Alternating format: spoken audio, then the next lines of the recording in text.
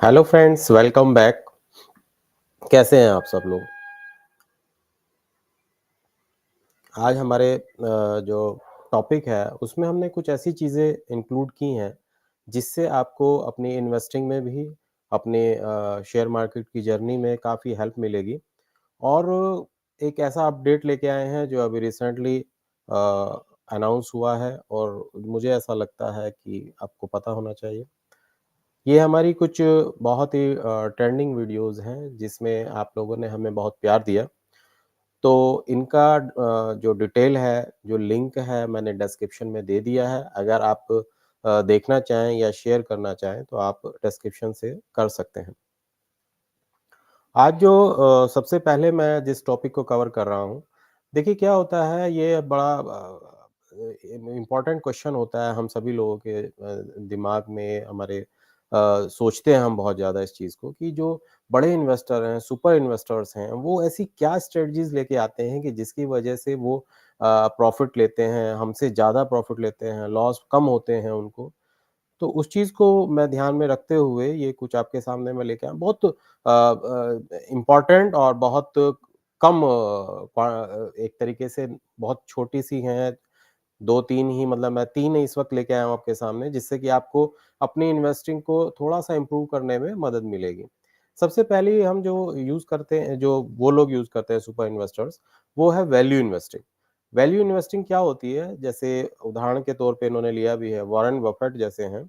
कई super investor हैं जो अपने वैल्यू इन्वेस्टिंग अप्रोच के लिए जाने जाते हैं। ज़्यादातर जितने भी आपके सुपर इन्वेस्टर्स हैं, बड़े इन्वेस्टर्स हैं, वो ज़्यादातर वैल्यू इन्वेस्टिंग को ही प्रेफ़र करते हैं। इसमें ऐसे अंडर वैल्यूड स्टॉक्स की पहचान करना शामिल है जो अपने इंट्रिंसिक वैल्यू से नीचे ट्रेड कर रहा हो। देखिए ये जो शब्द है ना इंट्रिंसिक वैल्यू, ये बहुत बड़ी चीज़ हो जाती है हालाँकि, लेकिन फिर भी अगर जितना हो सके हम इस चीज़ को अगर देखें, तो हमें काफ़ी हद तक एक अच्छी चीज़ ही अच्छा वैल्यू स्टॉक ही आपको मिलेगा। तो अगर इस चीज़ को फ़ॉलो किया जाए तो काफ़ी अच्छा रहता है। इसमें जैसे आप देखेंगे इन्वेस्टर स्ट्रॉन्ग फंडामेंटल वाली कंपनियों की तलाश करते हैं। ज़्यादातर ये कोशिश करते हैं कि ऐसी कंपनी को चूज़ किया जाए जिसके पास हेल्दी कैश हो। कैश फ्लो जिस पे ज़्यादा होता है, जिस कंपनी के पास कैश फ्लो जितना ज़्यादा होता है, उसको ये माना जाता है कि अगर कोई प्रॉब्लम आने वाले टाइम में होती भी है, तो कहीं हद तक मिनिमाइज़ हो जाएगी या कुछ कम हो जाएगी, जो भी कह सकते हैं मतलब इस चीज़ को। तो इस वजह से कोशिश करते हैं हम कि जो जिसके पास जैसे स्ट्रॉन्ग फंडामेंटल्स हैं या कहें कैश फ्लो अच्छा है, एसेट्स अच्छे हैं, तो उस चीज़ को हम प्रेफ़र करने की कोशिश करते हैं और ये लोग भी जो सुपर इन्वेस्टर्स हैं, वो भी इसी को प्रेफ़र करते हैं। इसमें जैसे कुछ चीज़ें होती भी हैं, लो डेट जैसे कोई भी डेट जो है, वो जितना कम से कम होगा उतना अच्छा है। हाई अर्निंग ग्रोथ पोटेंशियल हो, कोई ऐसा बिज़नेस हो जिसमें आपको ये नज़र आ रहा है कि आने वाले टाइम में ग्रोथ बहुत अच्छी हो सकती है, प्रेज़ेंट ग्रोथ बहुत अच्छी है, मैनेजमेंट बहुत अच्छा है, उन चीज़ों को हम देख सकते हैं। इसको हम बोल सकते हैं एक तरीके से वैल्यू इन्वेस्टिंग। सेकंड चीज़ है इसमें लॉन्ग टर्म पर्सपेक्टिव।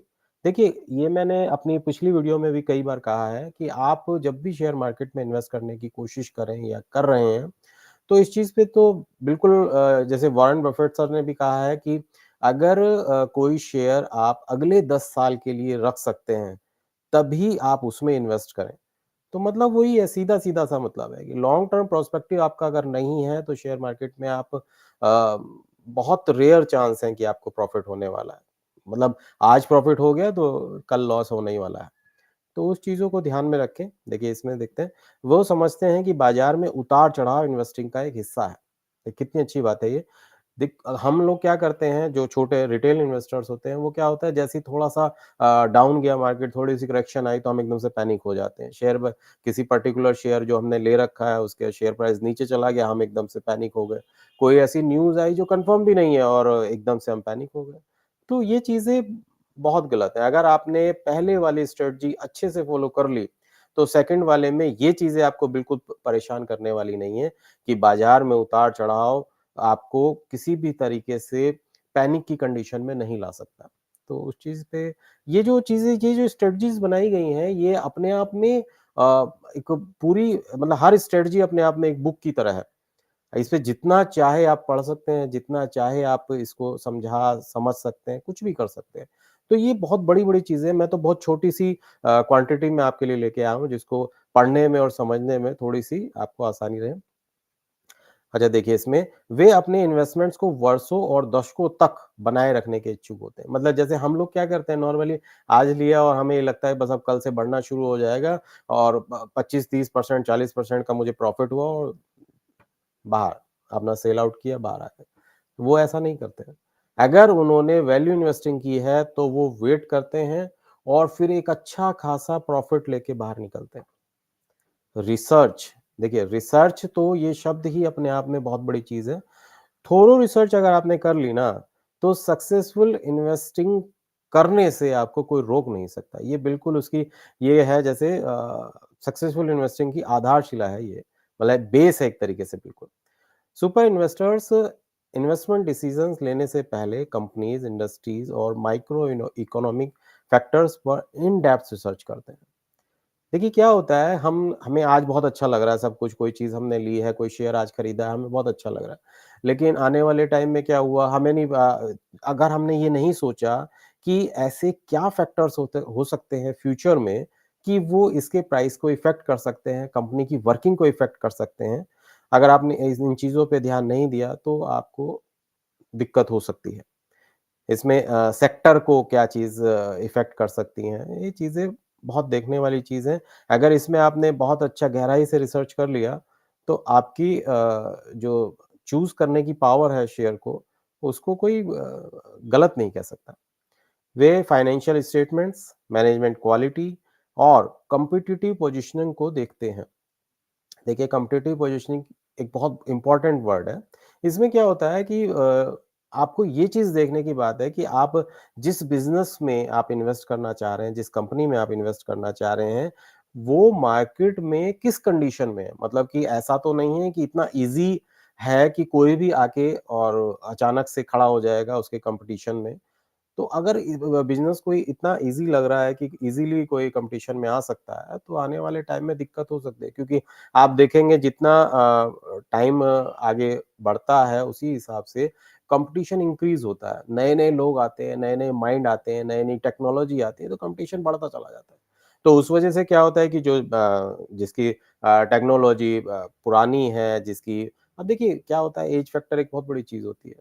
अब ऐज फैक्टर में मैनेजमेंट अब पुराना भी होता है, तो उस हिसाब से अगर उसमें नए लोगों की एंट्री नहीं हो रही है या उसमें नई टेक्नोलॉजी नहीं आ रही है, तो बहुत दिक्कत होती है और ये ज़्यादातर उन्हीं में होता है जहाँ पे बिज़नेस कोई इस तरीके का होता है जिसमें कॉम्पिटिशन की उम्मीद बहुत ज़्यादा होती है, मतलब एंट्री बहुत ईज़ी होती है, ईज़िली कोई भी अपनी कंपनी स्टार्ट कर सकता है, उस केस में ये दिक्कत आती है। तो ये चीज़ें मैंने आपको 3 एक इतनी बहुत ही मैं कहूँ अगर आप सिर्फ़ इतने पे ध्यान दे लेंगे ना, तो आप जो शेयर मार्केट में इन्वेस्ट करेंगे तो उसमें आपको लॉस नहीं होगा एट लीस्ट ये मेरी सोच है और अगर आप और गहराई से इसमें उतरने की कोशिश करेंगे तो आप बिल्कुल भी लॉस नहीं होगा, आप हमेशा प्रॉफ़िट में ही रहेंगे।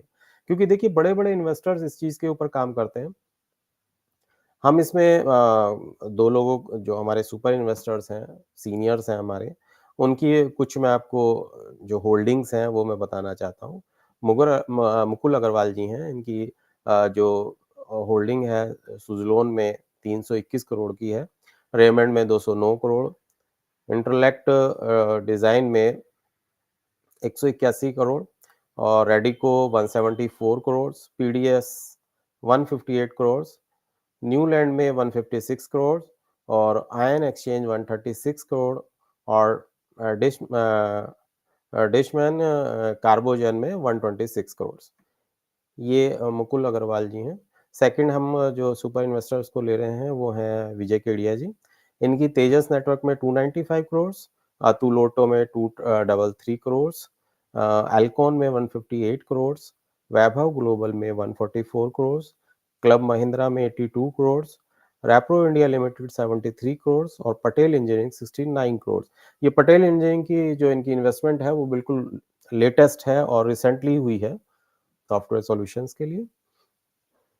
आपको अगर हमारी ये वीडियो अच्छी लगी हो, तो प्लीज़ इसको कोई कमेंट ज़रूर करें। अगर आपको अच्छी नहीं लगी तो भी कमेंट करें, अच्छी लगी तो प्लीज़ हमें एप्रिशिएट करें।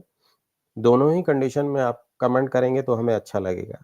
और अगर आपको अच्छी लगी है तो इसको आप शेयर भी कर सकते हैं और अगर वीडियो अच्छी लग रही है तो प्लीज़ सब्सक्राइब भी ज़रूर कीजिएगा। Thank you for watching.